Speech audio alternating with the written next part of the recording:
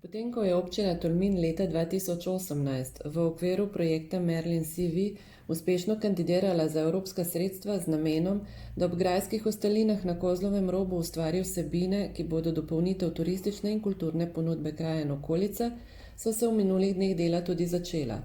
Trenutno pod arheološkim nadzorom Tolminskega muzeja poteka ureditev obstoječe steze v povozni kolovoz, za kar je občina pridobila tudi soglasje lastnikov zasebnih zemljišč ob poti. Predvidoma konec junija pa se bodo del lotili arheologi pod strokovnim vodstvom Mihe Mlinarja iz Tolminskega muzeja. Ocenjujejo, da je v območju okoli grajskega obzidja še vedno precej ostankov zgodovinske vrednosti, ki bez izkopavanj na severni strani Medzidja dali nove odgovore o preteklosti na vrhu Griča. Sigurno je lokacija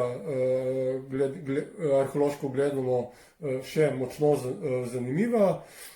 Vemo, da je lokacija bila močno poškodovana v času Prve svetovne vojne, ampak vseeno mislim, da arheološke raziskave, ki se bodo opravljale na tem prostoru severnega Medzidja, bi morale odkriti tudi določene intaktne naselbinske strukture, ki bi bile vezane na sam čas srednjeveškega gradu.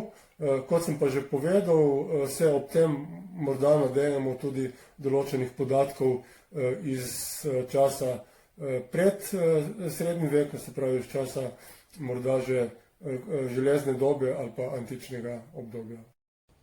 V projektu, za katerega je letos občina namenila 144.000 evrov, se načrtuje tudi namestitev panoramskega daljnogleda, s katerim se bo obiskovalcem približalo posamezne bolj oddaljene točke doline, uredila pa se bo tudi tematska pot z zgodbo nastanka, življenja in propada fevdalcev na Kozlovem robu ter njihove vloge na Tolminskem.